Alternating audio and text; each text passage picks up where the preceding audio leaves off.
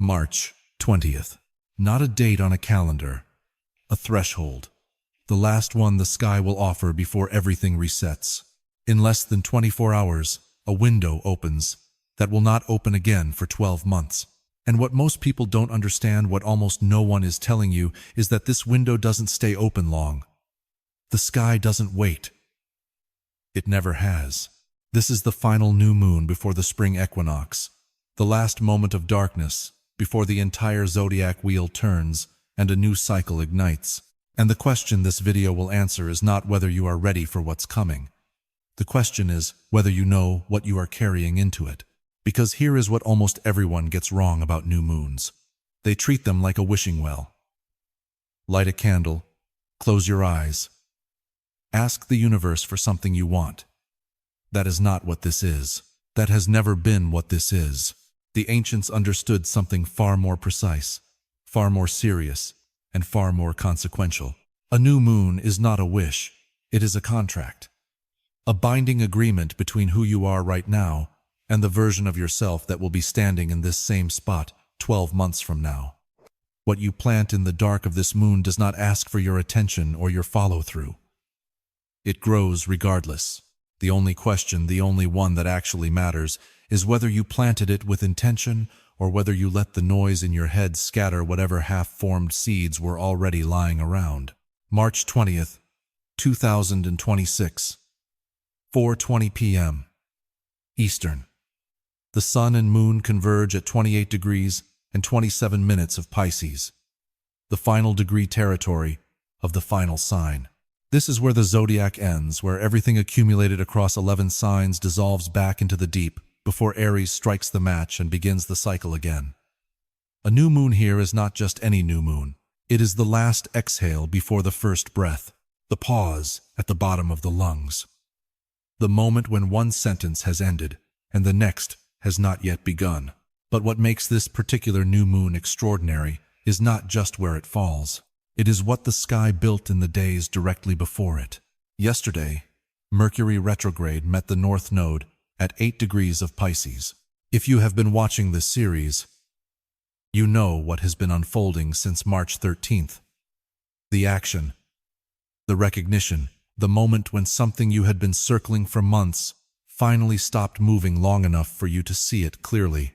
That was the understanding arriving. And yesterday, that understanding stopped being just a thought you had. It wove itself into the thread of who you are becoming. Mercury on the North Node doesn't deliver new information. It confirms what you already knew, but hadn't yet allowed yourself to hold. And now the new moon arrives to ask you one thing. Take what you now know and plant it. March 13th, action. March 15th, understanding. March 17th, integration. March 20th, intention. March 20th, the reset. 5 events. 7 days. The sky has not been scattering random transits across your week. It has been writing a sentence.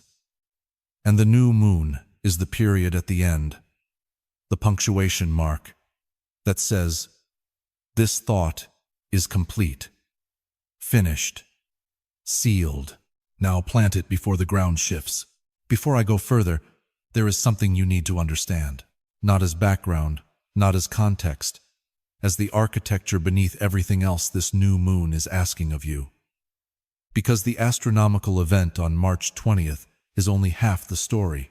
The other half is 3,000 years old, and it has been waiting for exactly this kind of darkness to become relevant again.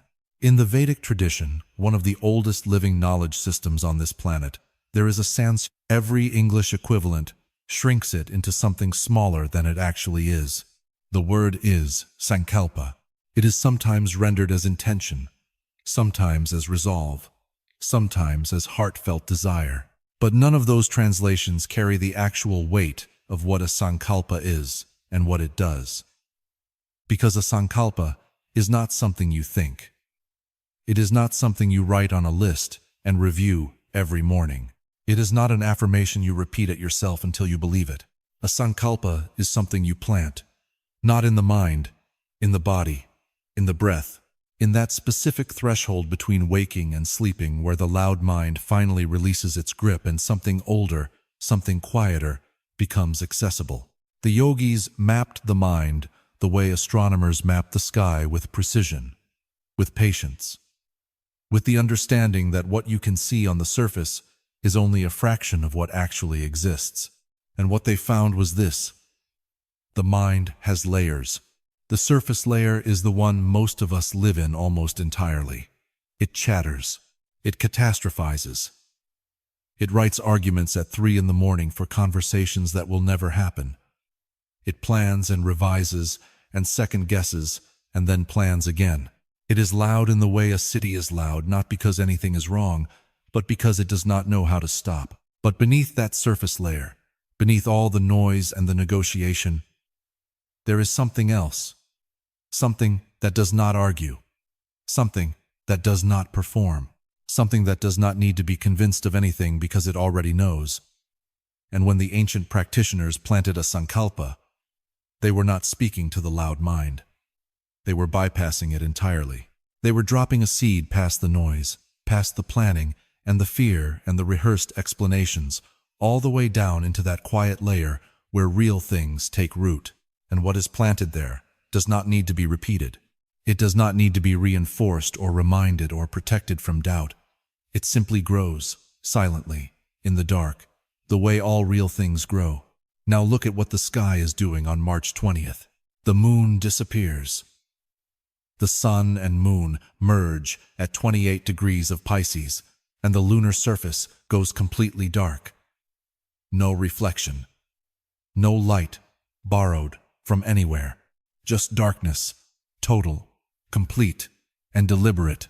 And in that darkness, before the first sliver of the new crescent returns, there is a pause, a held breath. A moment when the old cycle has ended and the new one has not yet declared itself. This is not metaphor. This is the astronomical mirror of the Sankalpa process, the external darkness matching the internal darkness, the cosmic pause matching the pause between breaths, the moment when the old month has dissolved and the new month has not yet taken form, identical in structure to the moment when the old thought releases its grip and the new intention drops into the quiet layer beneath it.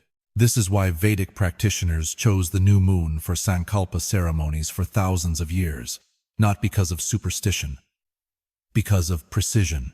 They understood that the conditions outside and the conditions inside were aligned, that the sky was offering the exact environment the seed required. Darkness without interference, stillness without noise, the hidden space where germination happens before any visible growth begins. And this particular new moon at 28 degrees of Pisces, the final degree territory of the final sign, the last darkness, before the entire Zodiac wheel turns. This is not simply a new moon for planting a monthly intention. This is the Sankalpa of Sankalpas, the last seed before the reset. Whatever takes root here does not just grow for a month. It becomes the foundation of the entire astrological year that follows. The seed beneath all other seeds. The root system that every intention of the next 12 months will draw from without knowing it. Here is what the ancient practitioners actually did during a Sankalpa ceremony. And I want you to hear this carefully, because what they did was nothing like what the modern world has turned intention setting into. They did not write a list of goals. They did not construct vision boards. They did not repeat affirmations aggressively into a mirror until they felt motivated. What they did was far simpler. And because it was simpler, it was far more powerful. First, they entered a state of deep relaxation, what the tradition calls yoga nidra, the sleep of the yogis. The body completely still, the breath slow and even, but awareness present.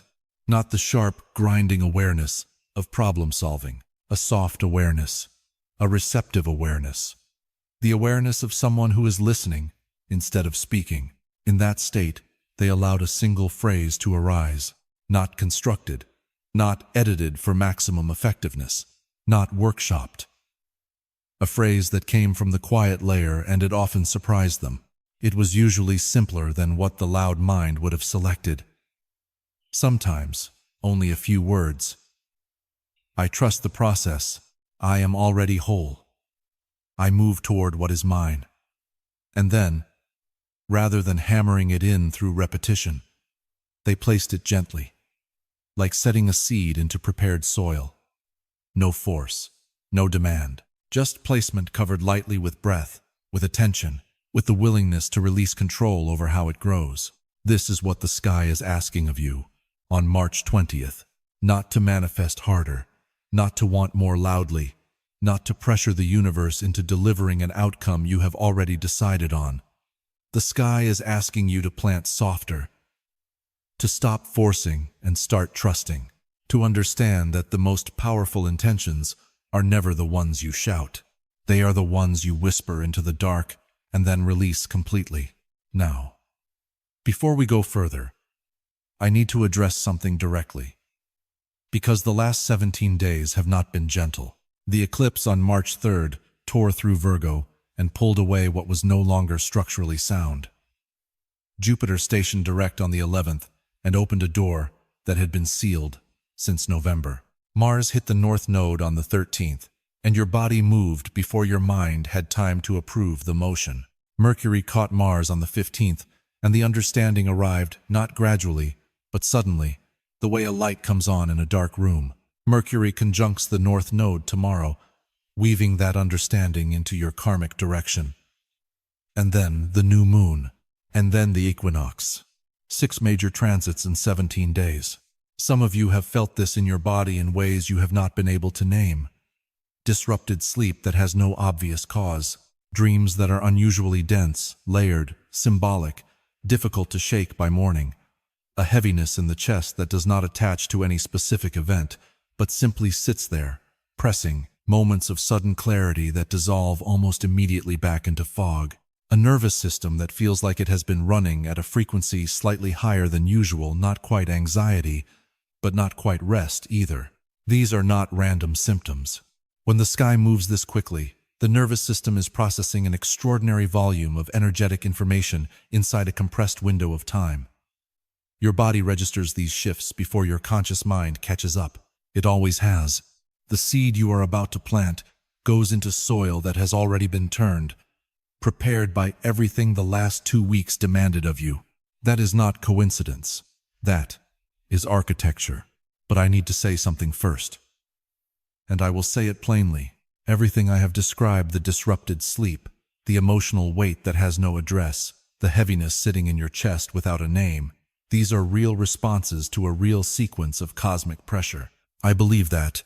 I have watched it play out across thousands of people during transits far less concentrated than what the last 17 days have delivered.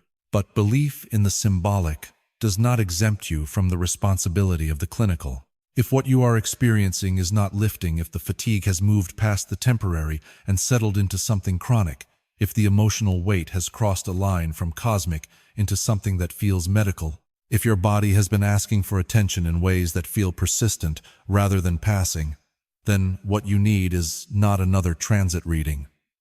What you need is a professional, a doctor, a therapist, someone trained to assess what the sky cannot diagnose. I will say this in every video where it applies, not as a disclaimer, not as a legal formality delivered in the same breath as everything else.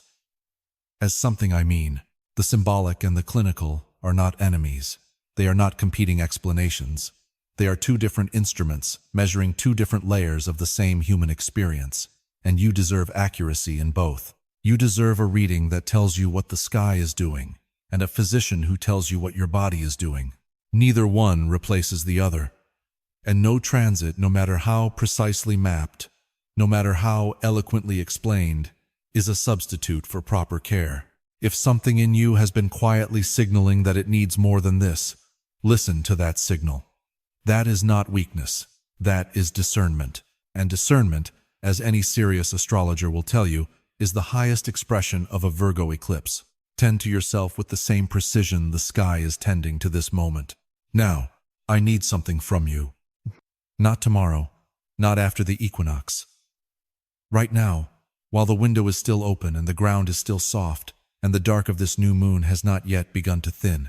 Go to the comments section beneath this video and write one sentence. Not a list, not a paragraph, not a carefully worded statement designed to sound spiritually impressive to whoever scrolls past it. One sentence, the raw one. The one your quiet layer has been holding in silence while your loud mind was busy managing everything else. Begin it with these 3 words. I am planting. And then, let your hand finish it. Whatever arises, however simple, however surprising, however far from what you expected, write it exactly as it comes. Do not edit it for grammar. Do not soften it for an audience. Do not reach for language that sounds more evolved than what you actually feel. The Sankalpa does not reward performance. It responds to truth. And the quieter, the simpler, the more honest, the seed, the deeper it goes. I am planting the courage to stop pretending I am fine. I am planting the willingness to be seen. I am planting trust in a direction I cannot yet see. Whatever it is for you, drop it into the comments and let it land. Because here is what the ancient practitioners understood about collective intention, that our individualized, private, keep-it-to-yourself culture has largely forgotten. When multiple people plant at the same threshold, at the same moment, in the same season of the sky, the field changes for everyone. Not symbolically, structurally. Each intention witnessing the others, each seed strengthening the soil that holds the rest. One person's honesty becomes another person's permission. One person's raw sentence becomes the exact words someone else has been searching for and could not find. The comments section beneath this video, on the night of this new moon, becomes a collective field. Hundreds of seeds dropped into the same dark. At the same moment, the sky goes quiet. That is not a small thing. That is an old thing. One of the oldest things human beings have ever done together, standing at the same threshold, in the same darkness, planting in the same direction. And if what I have said in this video reached you not just in the mind, but somewhere lower, somewhere that does not have a clean name, then send it. You already know who. The name that surfaced while you were watching, the person who has been circling something for months and cannot find the language for it, the one who needs to hear that they do not have to force it, that the seed already knows how to grow, that their only job is to place it in the dark and trust what they cannot see. One tap.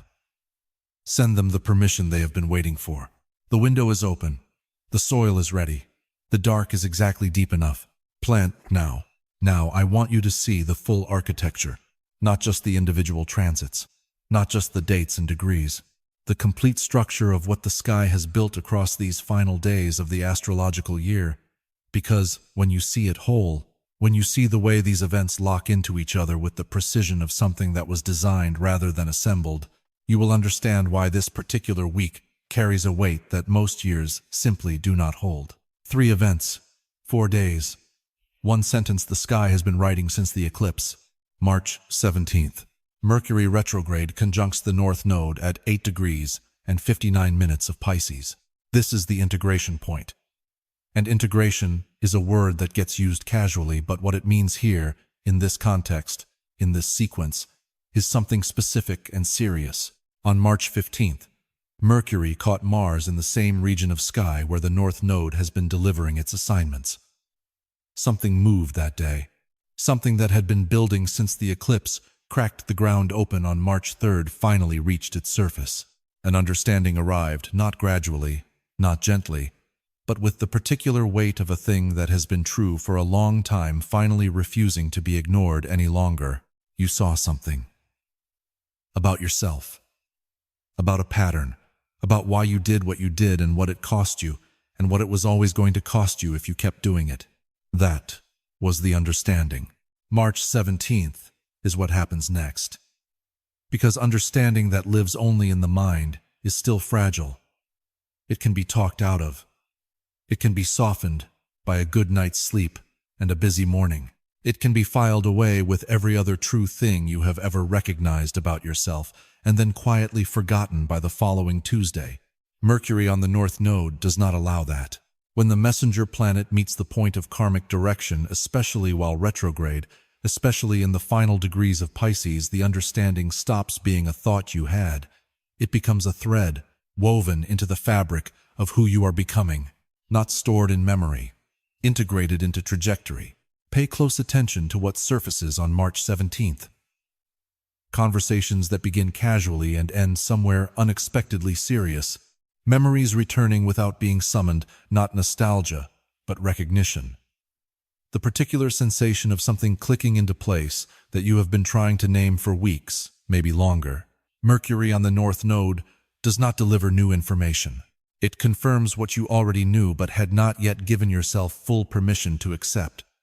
It is the moment the knowing stops being optional. March 20th. New moon at 28 degrees and 27 minutes of Pisces. 4:20 p.m. Eastern. This is the planting point. The moment when the integrated understanding, the thing that is now woven into your trajectory, transforms into a direction you consciously choose. The sun and moon are both invisible, both dark, both submerged in the deepest water sign at its final degrees. There is no light to plant by. There is no visible evidence that the soil will hold what you place in it. The sky is asking you to trust without proof, to plant without confirmation, to release the seed into ground you cannot see and resist every impulse to dig it back up and check on it. This is not a comfortable ask, but it is a precise one. March 20th. Mercury stations direct at 8 degrees and 29 minutes of Pisces. The spring equinox arrives at 10:46 a.m. Eastern, and with those two events arriving in the same breath for the first time in months, every major planet in the solar system begins moving forward simultaneously. This is the reset point, the moment when the soil accepts the seed, when the new astrological year declares itself, when the Zodiac wheel completes its full rotation and Aries rises, and the entire cycle begins again from the beginning. Whatever you planted on March 20th enters the ground, just as the ground itself begins to warm. The seed and the season arriving together, not by coincidence, but by the same architectural precision that has governed this entire sequence since the eclipse. 3 events, 4 days, integration, intention, reset. The closing paragraph of the astrological year and the opening sentence of the next one, pressed so tightly together that you cannot find the seam between them. One breath that is simultaneously the last exhale of everything that has been and the first inhale of everything that is about to become. The sky has been writing this sentence since March 3rd. The new moon on the 20th is the period at the end. After that, the page turns, and what grows next depends entirely on what you planted in the dark. Now let me show you where this lands. Not in the abstract, not in the sky, in the specific architecture of your chart, the house where this new moon falls, the territory it activates, the precise quality of seed the darkness is asking you to plant. Because a new moon at 28 degrees of Pisces does not speak to everyone in the same language. It speaks to each sign through the particular room of life it illuminates. And when you know which room that is, the intention you carry into March 20th stops being general and becomes surgical. I am going to do something different this time. Rather than walking through all 12 signs individually, I am grouping them by element. Because this new moon in Pisces, the water sign at its most concentrated and final degree, activates the elemental families in ways that are distinct, specific, and worth understanding before you plant anything. Find your sun sign. Find your rising sign if you know it. Then listen for the one that lands somewhere below the surface of your thinking. Water signs Cancer, Scorpio, Pisces. This new moon falls in your soul's home territory. Water speaks to water without translation. What water carries is not logic, not strategy, not the kind of knowing that arrives after evidence has been assembled and reviewed. What water carries is the knowing that arrives before all of that. The feeling in the body that precedes the thought in the mind. The recognition that cannot be explained but also cannot be argued with. For water signs, this new moon is not an interruption. It is a homecoming. And homecomings, after long absences, are never entirely comfortable. Pisces and Pisces, rising the new moon, lands in your first house, the house of identity. of the face you present to the world and the face you wear when no one is watching, and whether those two faces have grown so far apart that you can no longer remember which one is actually yours. The seed you are planting on March 20th is not about something you want to accomplish. It is not a goal. It is not a wish for a circumstance to change. It is something far more fundamental than any of that. It is a statement about who you are choosing to become.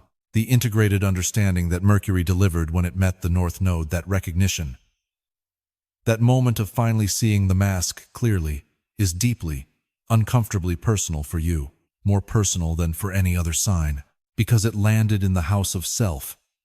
You recognized something about the version of you that has been running the show, about whether that version still fits the person standing inside it. The intention you plant on the 20th is an identity intention. Plant it in the dark. Let it rewrite the foundation before the light of Aries season asks you to stand on it. Cancer and Cancer rising. The new moon activates your 9th house, the house of belief, of the philosophical framework you use to make sense of why your life is the shape it is, of higher truth, of expansion, of the stories you tell yourself about what is possible and what is not, and who gets to decide. Jupiter has been in your sign for months now, expanding everything it touches, stretching the walls of your inner world wider than you have allowed them to be in years. And now the final seed of the Zodiac year falls in the house of meaning. What you plant here is philosophical in nature but consequential in practice. A belief you are ready to stop merely thinking about and start actually living by. The seed might take the outward form of a trip, a teacher, a course of study, a book that finds its way into your hands at precisely the right moment. But beneath all of those forms, the actual seed is permission.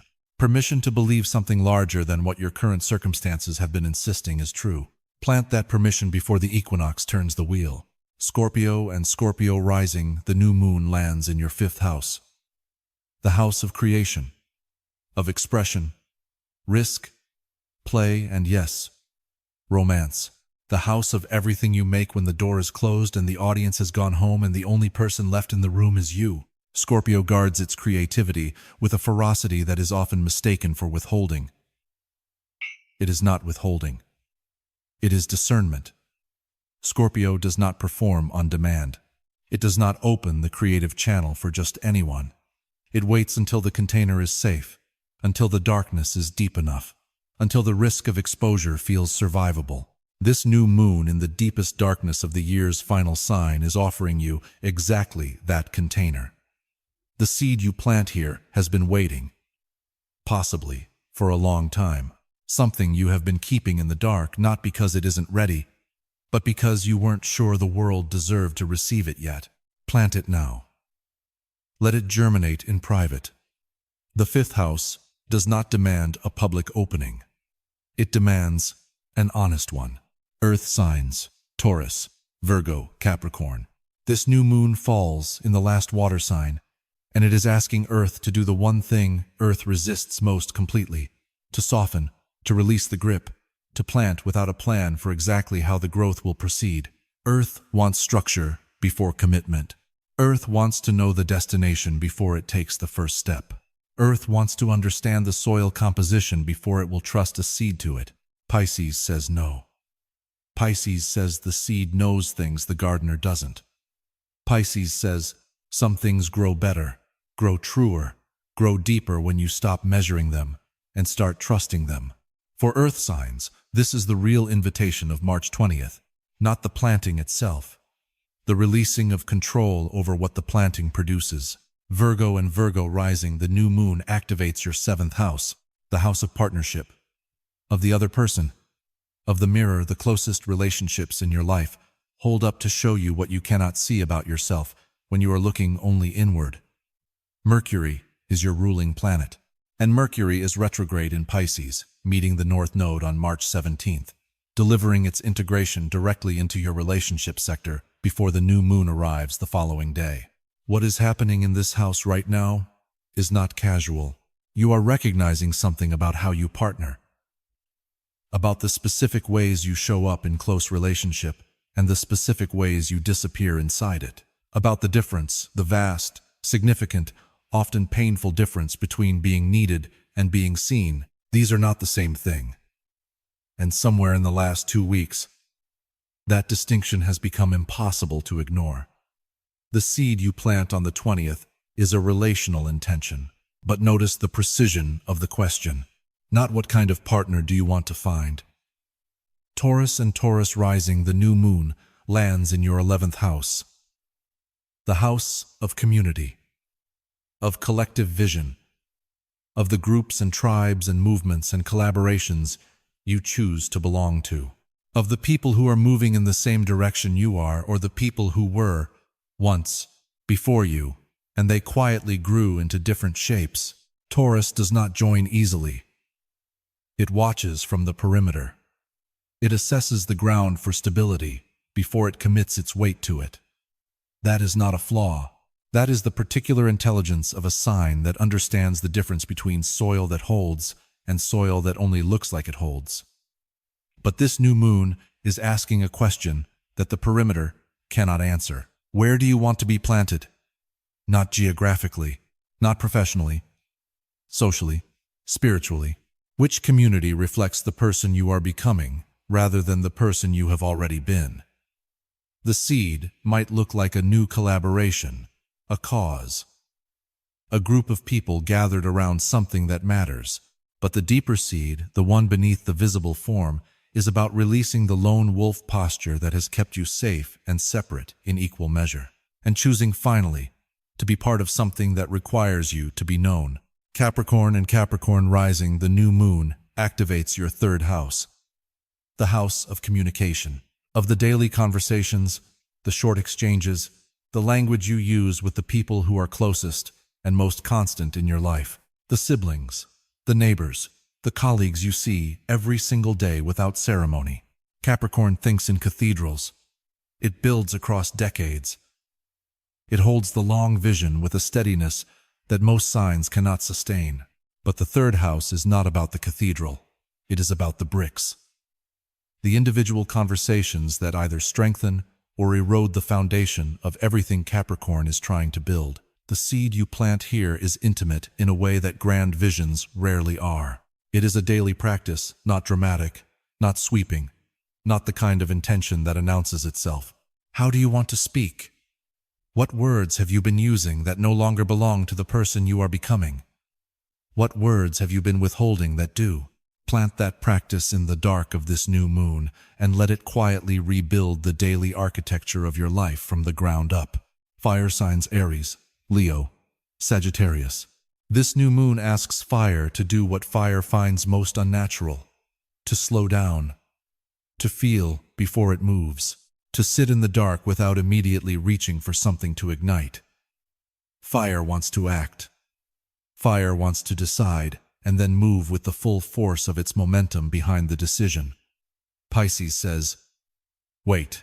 Pisces says, the seed is not ready if you are still trying to manage how it grows. For fire signs, the practice of this new moon is not the planting. It is the stillness required before the planting, the willingness to stand in the dark without filling it. Aries and Aries rising, the new moon lands in your 12th house, the most hidden house in the entire chart, the house of the unconscious, of dreams, of what operates in the spaces beneath waking awareness and shapes the surface of your life without your conscious participation. This is deeply uncomfortable territory for Aries. You are built for forward motion. The 12th house is built for stillness, for the kind of interior work that produces no visible result for a very long time. The seed you plant here is invisible even to you. It works beneath the surface of your daily life in ways you will not be able to track or measure or report on. But understand what this means in context. The astrological new year, your new year, the moment the sun enters Aries, arrives 2 days after this new moon. What you plant in the dark on March 20th becomes the hidden foundation of everything you build in the light of Aries season. Plant in the darkness on the 18th. Rise into the light on the 20th. The seed goes in before the sun comes up. That is not a delay. That is the correct order of things. Leo and Leo rising, the new moon activates your 8th house, the house of shared resources, of deep psychological merging, of inheritance, financial, emotional, ancestral, of the things that belong to more than one person and therefore cannot be fully controlled by either. Leo's natural domain is the fifth house, the stage, the creative fire, the place where Leo shines brightest and most fully as itself. The eighth house asks something different. It asks Leo to share the stage, to merge resources with another, to invest in something it does not fully control and trust the outcome anyway. The seed you plant here is about vulnerability in its most structural form. Not romantic vulnerability, though that may be present too. Financial and psychological trust, the willingness to place something valuable in a space that belongs to more than just you. The seed might take the form of a conversation about money that has been sitting unspoken for too long, a co-investment, a shared commitment. But the actual seed, the one beneath the visible form, is power held with an open hand rather than a closed fist. Sagittarius and Sagittarius rising, the new moon lands in your fourth house, the house of home, of roots, of the family you came from and the ground they gave you or didn't, and everything you have built or avoided building in response to what was handed to you before you were old enough to evaluate it. You have been moving, not only physically, though possibly that too, energetically, philosophically. Sagittarius travels by nature, by necessity, by the deep and genuine need to understand more than any single vantage point can offer. But the fourth house calls you back to base. It asks the question that long movement always eventually produces. What ground do you actually stand on? What is home? Not the concept of home, not the ideal of home. What is home now, given everything you have seen and become and released in the years since you last stayed still long enough to feel it? The seed you plant here is a settler's seed, not a wanderer's. It does not mean you stop moving. It means you know, finally, clearly, without ambiguity, where you return to. Plant that knowing in the dark. Let it become the ground beneath all the ground you will cover in the year ahead. Air signs, Gemini, Libra, Aquarius. This new moon asks air to descend. Air lives in the mind, in concepts, in connections, in the elegant architecture of ideas linked to other ideas, linked to other ideas. Pisces asks air to drop lower, into the body, into the knowing that does not require words to be real and does not require an argument to be valid. Gemini and Gemini rising, the new moon activates your 10th house, the house of vocation, of public reputation, of the work you do in the world and the mark it leaves after you are no longer in the room. Mercury is your ruling planet. It is retrograde in Pisces, integrating with the North Node on March 17th, delivering its recognition directly into the sector of your chart that governs what you are here to contribute. The seed you plant on March 20th is not about career in the conventional sense. It is about vocation, in the oldest sense of that word from the Latin vocare, to call. What work is calling you? Not what pays most reliably, not what impresses most convincingly. What work wants to grow through you, through the specific instrument of who you are, in a way it could not grow through anyone else. Plant that seed, even if you cannot yet see how a single seed becomes a forest. The forest is not your responsibility. The planting is. Libra and Libra rising, the new moon lands in your 6th house, the house of daily work, of health routines and physical maintenance and the small repeated acts that accumulate over time into the actual texture of a life. Libra thinks relationally about balance, about the dynamic between self and other, about fairness and beauty and the quality of connection. The 6th house turns that relational intelligence inward. It is about the relationship with your own body, your own schedule, your own daily rhythm, and whether it is serving the person you are trying to become or quietly working against it. The seed here is not glamorous. It is not dramatic. It is a daily practice, specific, repeatable, small enough to actually do. How do you want to treat your body this year? What is the one daily act that, if you did it consistently for 12 months, would change the foundation of everything else? Plant that, not the grand transformation. the daily brick.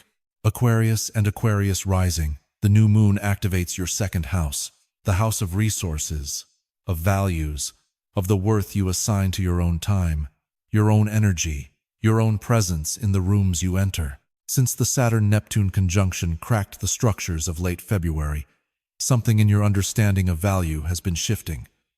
The old frameworks dissolved. The new ones have not yet fully solidified. You have been standing in the gap between what you used to accept and what you now know you cannot. This new moon asks you to plant a seed of self-worth before the ground shifts again at the equinox. Not a number, not a rate or a price or a salary figure. The actual seed is the value you assign to yourself when no external metric is measuring it, when no one is watching, when the only person in the room is you. What are you worth then? Plant that answer. Let it become the root that every other resource in the next 12 months grows from. The element has spoken. The house has been named. The seed has a shape now. The only thing left is the dark and the willingness to trust it. Now I want to bring you back to the practice. Because the element readings matter. The house placements matter. But none of that architecture means anything if you walk into March 20th still trying to force the outcome. Still trying to manage the growth before the seed has even touched the ground. The Vedic teachers had a saying that has survived 3,000 years because it is simply, irreducibly true. They said a sankalpa is not a demand. It is a direction. Sit with that distinction for a moment, because it changes everything about how you approach the dark of this new moon. A demand assumes you already know exactly what should happen, when it should happen, what it should look like when it arrives. A demand is the loud mind in full command, writing the outcome before the seed has been planted, managing the harvest before the ground has been broken. And the loud mind, for all its speed and all its cleverness, does not know what the quiet layer knows. It cannot see the currents beneath the surface. It cannot feel which direction the water is already moving. A direction is different. A direction says, I know which way I want to face. And I trust the path to unfold in ways I cannot predict and do not need to control. This is what 28 degrees of Pisces understands better than any other degree in the Zodiac. Pisces does not plan. Pisces does not negotiate with the outcome. Pisces surrenders not in defeat, not in resignation, but in the specific and radical trust of something that knows the ocean moves in currents the fish cannot map. That the seed contains instructions the gardener was never meant to read, that real growth happens in the dark, below the surface, entirely outside the reach of management. The intention you plant on March 20th does not need to be perfect. It does not need to be eloquent or precisely worded or optimized for maximum cosmic receptivity. It needs to be one thing only: true to the quiet layer beneath the noise.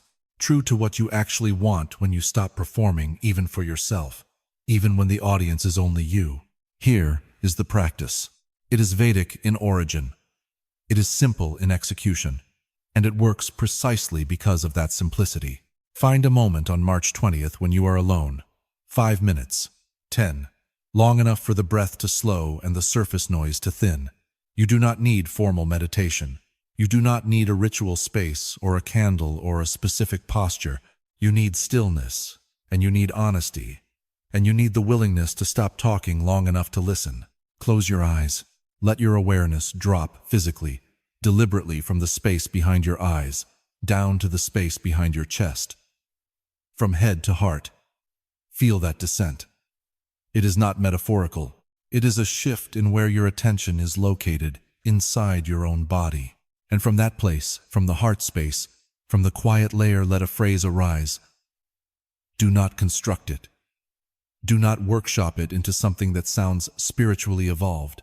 Let it rise the way a bubble rises from the bottom of a still lake, slowly, without effort, without direction from above. It may surprise you. It will almost certainly be simpler than what your loud mind would have selected. When it arrives, do not analyze it. Do not evaluate whether it is the right intention or the best intention, or the one most likely to produce visible results. Simply repeat it 3 times, silently, slowly placing it into the dark of your inner soil, with each repetition like pressing a seed into ground that is ready to receive it. And then let it go. Do not check on it. Do not return to it every morning to assess whether it is growing correctly. Do not dig it up to see if the roots have taken hold. The seed knows what to do. It has always known. Your only role was the planting. This is Sankalpa. This is what the new moon on March 20th is actually for. Not wishing, not manifesting, not demanding outcomes from a universe that was never going to take orders anyway. Planting, and then trusting the dark to do what darkness has always done. Grow what the light cannot yet see. Before we close, there is one more thing you need to understand. This new moon does not stand alone. It never did. It is the final beat of a rhythm the sky has been building since the eclipse cracked the ground open on March 3rd.